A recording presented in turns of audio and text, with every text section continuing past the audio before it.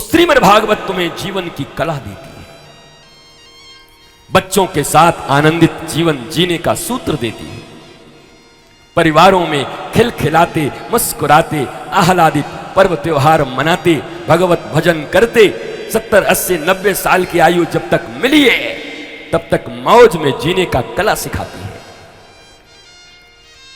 हाय हाय करके जीना और वाह वाह करके जीना, ये दो चीजें हैं। जी तो सभी रहे हैं, 8 अरब की जनसंख्या है, पर अगर तुम खोजी बनो तो तुम्हारे हृदय छाती फट जाएंगे। दुनिया में इतने दुखी लोग हैं, इतने दुखी, पल पल दुख है उनके जीवन। ये हजारों हजार की भीड़ भागवत कथा, कृष्ण कथा, राम कथा के पंडालों में कोई अलौकिक कथाओं को सुनने नहीं आती। ये साइंटिफिक व्यासपीठ है, साइंस। मेरे साइंस की तो कई लोग परिभाषा नहीं जानते। हाँ, ऐसे ऐसे लोग, महाराज जी हम लोग भगवान को ज्यादा नहीं, साइंस को मानते हैं। साइंस तुम्हारा बाप नहीं जानता। बताओ मुझे साइंस किसको कहते हैं? बोलो साइंस की परिभाषा, विज्ञान की ठीक ठीक परिभाषा दे दो मुझे। नहीं दे पाओगे।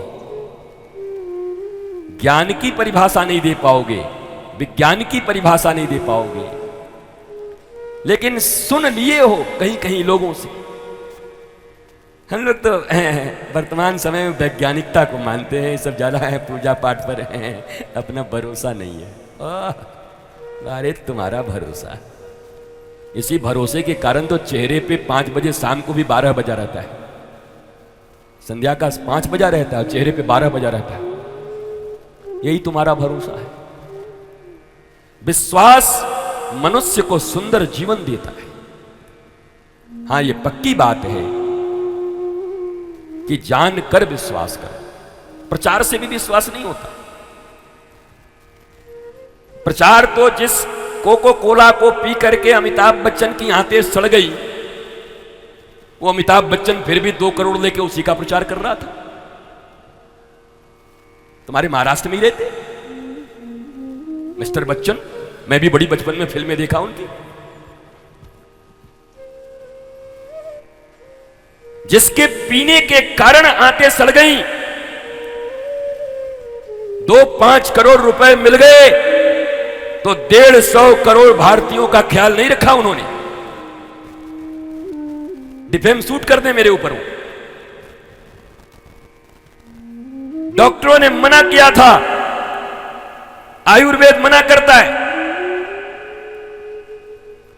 अरे ये तो टॉयलेट क्लीनर है, टॉयलेट में डाल दो तो टॉयलेट क्लीन हो जाएगी इससे। क्या क्या मिला हुआ है तुमको पता है? उसके बाद भी तुम स्वस्थ रहने का बच्चों को वही पिला पिला के, महाराज जी बे इसको छींक बहुत आती, सर्दी बहुत, मर नहीं गया, कम बात है, अभी तक जिंदा है। रोपे पेड़ बबूल का तो आम कहां ते होए। अगर इंसानियत होती, अगर वो देश के सचमुच नायक होते, मेगा स्टार होते, रियल हीरो होते, तो मना कर देते कंपनी को कि नहीं, जिस चीज के लिए मैं जानता हूं कि जीवन के लिए खतरनाक है, 2 और 5 करोड़ रुपए के लिए मैं 150 करोड़ भारतीयों के साथ नाइंसाफी नहीं कर सकता, मैं प्रचार नहीं करूंगा। किया? They all are your hero. Who is your real hero?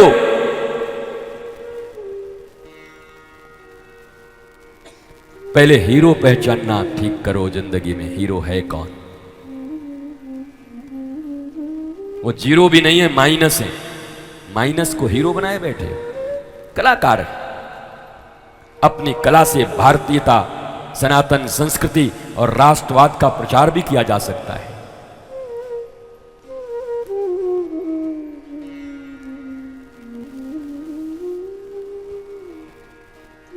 इसलिए प्रचार के बल पर कोई चीज अगर इस्टेब्लिश्ड हो जाए तुमको जानकर आश्चर्य होगा कि बॉर्नवीटा, हॉर्लिक्स इत्यादि में जितने प्रचार करते हैं, जांच करवा दिया गया, निकला कुछ नहीं। अब तो अपने यहां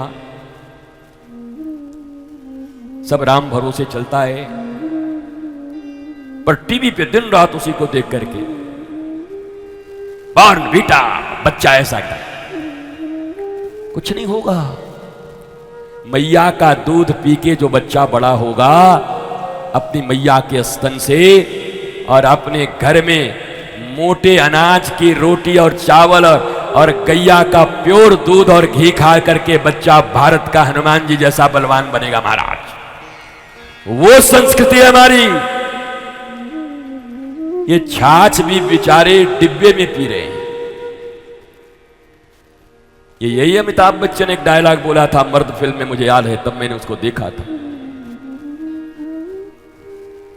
ओए साइमन,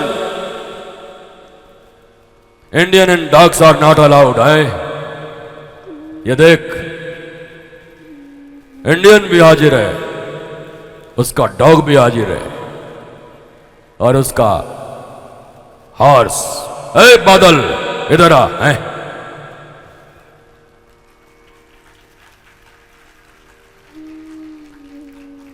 मर्द, थोड़ी मस्ती होनी चाहिए। मस्ती नहीं है ये। मेरी कोई भी बातें भागवत की बाहर की नहीं। तुम्हारी भाषा बदले हुए हैं। तुम फिल्मों को देखकर बड़े हुए हो, तुम्हें फिल्मों की भाषा ही समझ में आती है।